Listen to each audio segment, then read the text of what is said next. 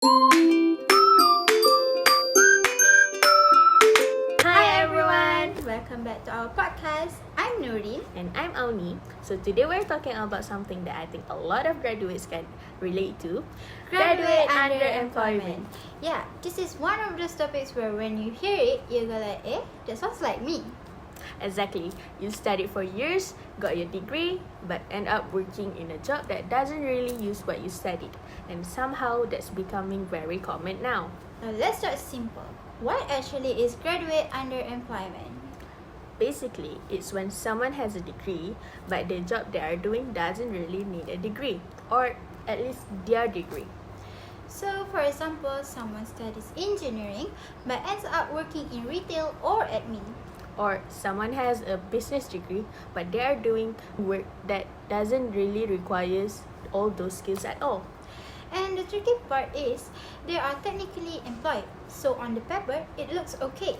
But in reality, they are underpaid, overqualified, or not working the hours they want. That's why underemployment is kind of a hidden problem. So, the big question is, why is this happening so much these days? One major reason is that having a degree doesn't guarantee a graduate job anymore. Employers doesn't just look at your degree. They want experience, communication skills, digital skills, and sometimes even which university you are from. And let's be honest, fresh grads usually don't have much experience yet, so they get stuck in this cycle. No job without experience, no experience without a job. Another big issue is skills mismatch. What you learn in university doesn't always match what companies actually need. For example, employers now want things like data skills, digital tools, problem solving, teamwork, but some degrees are still very theory-based. So when graduates enter the job market, employers feels like they still need a lot of training. There's also the issue of numbers. Yeah. Every year, more and more students graduate, but the number of graduate level jobs doesn't increase at the same speed. So what happens? More competition. Yeah. And when competition is tough, some graduates just take any job first because bills still need to be paid. Let's bring this closer to home. Malaysia. According to recent data, graduate underemployment in Malaysia is still pretty high. For young graduates under the age of 24, around 60 to 66% are considered underemployed. That's more than half, which is a lot. In 2024, about 1.7 million graduates were working in jobs that didn't match their skill level. So this clearly isn't a lazy graduate problem, it's just the system problem. Let's talk about how this looks in real life. Okay, imagine you studied IT, but after graduation, you end up doing basic data entry or admin work.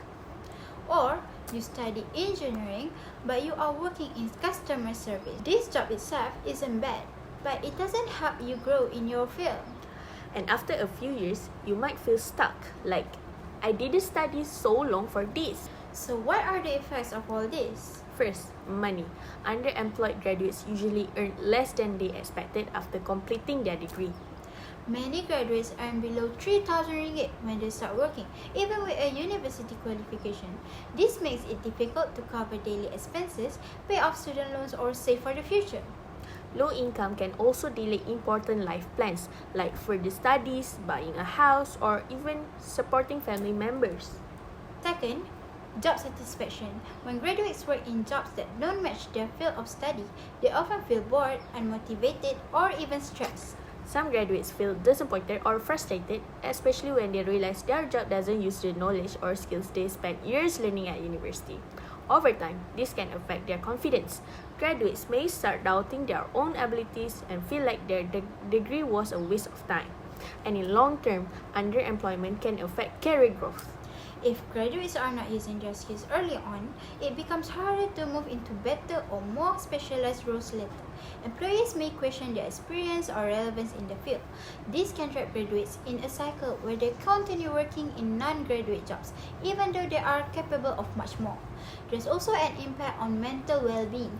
Constant stress about money, career direction, and future prospects can lead to anxiety and burnout. So overall, graduate underemployment doesn't just affect income, it also affects motivation, confidence, career development, and quality of life. It's not just bad for individuals, it's bad for the country too. When graduates aren't fully using their skills, overall productivity goes down. A lot of knowledge and talent ends up being wasted.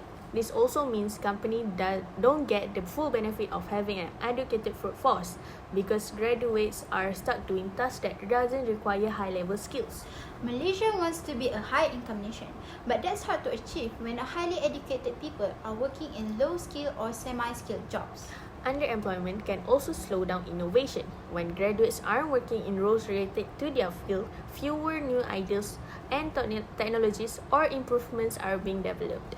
It can affect wages too. When many graduates compete for their limited graduate level jobs, salaries can stay low, even for skilled roles. Over time, this can reduce economic growth. If skills are matched properly to jobs, the economy becomes less efficient. There's also a risk of brand dead. Some graduates may choose to work overseas because they can't find suitable opportunities at home. So, in the long run, graduate underemployment doesn't just affect today's workers, it also affects the country's future development and competitiveness. So, what can be done about graduate underemployment? First, universities. They really need to focus more on practical tests, not just exams, assignments, and theory. A lot of students graduate knowing concepts, but not how to apply them in real-work situations. That's why universities should offer more internships, industry projects, and real-work experience. Things like attachments, work placements, or group projects with companies help students actually understand what employees actually expect. Also, career guidance is super important. Many students don't even know what jobs exist in their field or what skills they need to stand out. If universities can provide better counseling, workshop, and mentoring, students can start preparing for the job market earlier.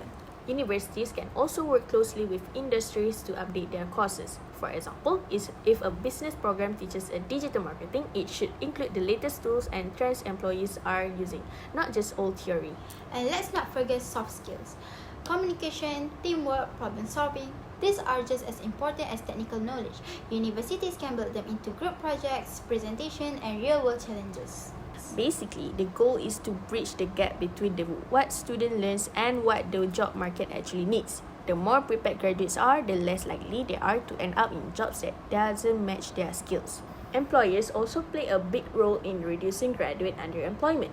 One thing they can do is focus more on skills and potential, not just experience or which university the candidate went to. Sometimes graduates from smaller or less known universities are just as capable, but they got overlooked. Employers could also be more open to training fresh graduates instead of expecting them to be perfect. Right from day one, a lot of new grads just need guidance to apply their knowledge in the real world. For example, companies can run mentorship programs or on-the-job trainings. This helps graduates grow their skills while contributing to the company. Everyone wins. Employers can also offer rotational programs where graduates get to experience different departments. This exposes them to different roles, helps them find their strength, and keeps them motivated. Another thing, companies can collaborate with universities. They can provide feedback on what skills they need, guest lectures, or workshops. That way, students are better prepared when they enter workforce. So basically, employers don't have to just fill a role.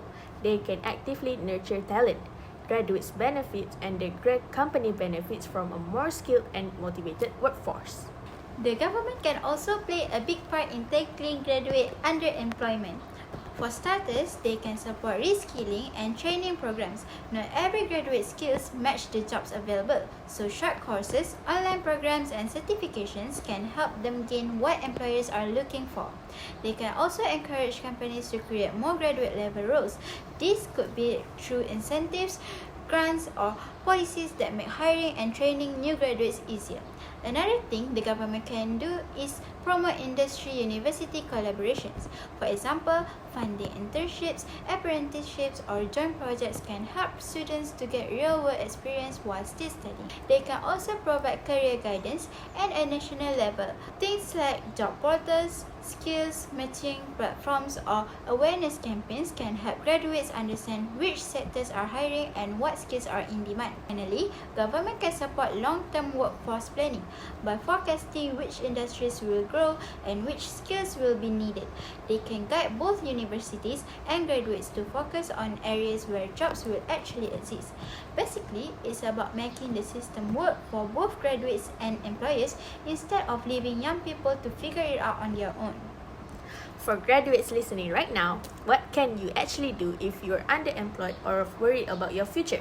First, don't blame yourself too much. This problem is bigger than just you. It's about the job market, the economy, and how education and work opportunities are connected. Second, focus on upskilling.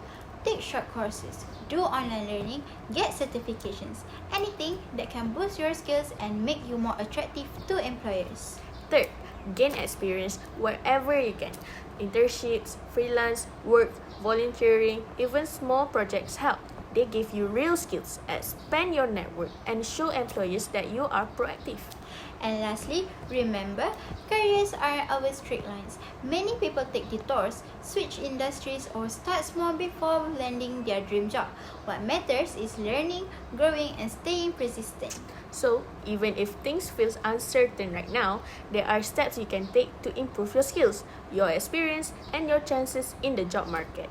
So, to sum up, graduate underemployment is real, common, and complex. It's not about individual failure, it's about how education and the job market don't always match. Fixing it needs effort from everyone: students, universities, employers, and the government. Thanks for listening. If you relate to this topic, you are definitely not alone. Bye-bye. Bye-bye. See you again. Take care, everyone.